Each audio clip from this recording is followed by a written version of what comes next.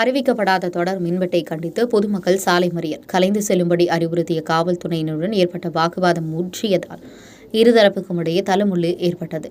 திருவள்ளூர் மாவட்டம் பொன்னேரி நகராட்சிக்கு உட்பட்ட சின்னகாவனம், பாலாஜி நகர், திரு ஆயர்குடி உள்ளிட்ட பல்வேறு பகுதியில் கடந்த 2 வார காலமாக பகல் மற்றும் இரவு நேரங்களில் 3 மணி முதல் 5 மணி நேரம் வரை அறிவிக்கப்படாத மின்வெட்டு ஏற்படுகிறது. இதனால் பொதுமக்கள் மட்டுமின்றி வணிகர்கள், சிறு தொழில் முனைவோர்கள் உள்ளிட்ட பலர் தரப்பினர் பாதிப்புக்கு உள்ளாகி வருகின்றனர். இதுகுறித்து சம்பந்தப்பட்ட மின்வாரிய அதிகாரிகள் பலமுறை முறையிட்டும் அதிகாரிகள் பிரச்சினைக்கு தீர்வு காண முன்வராமல் அலட்சியம் காட்டியதால் நேற்று முன்தினமும் பொன்னேரியில் உள்ள மின்வாரிய செயற்பொறியாளர் அலுவலகத்தை முற்றுகையிட்டும் அதற்கு முந்தைய நாள் சாலை மறியல் போராட்டத்திலும் பாதிக்கப்பட்ட மக்கள் ஈடுபட்ட போது தங்களது மின்வட்டத்தில் 30 ஆண்டுகளுக்கு முன் நிறுவப்பட்ட காலாவதியான மின்மாற்றிகள் செயல்பாட்டில் உள்ளதால் உயர் மின்னழுத்தம் ஏற்படும் போது அந்த மின்மாற்றிகள் பழுதாகி விடுவதாகும்.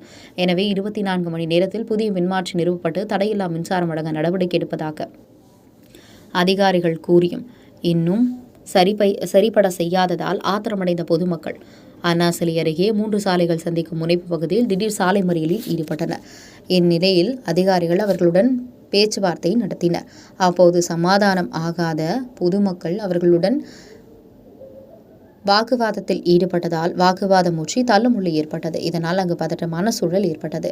அதன்பின் அதிகாரிகள் போராட்டத்தை தற்காலிகமாக விலக்கிக் கொண்ட பொதுமக்கள் நாளை மீண்டும் போராட்டம் தொடரும் என எச்சரிக்கை விடுத்து சென்றதால் பரபரப்பு ஏற்பட்டது.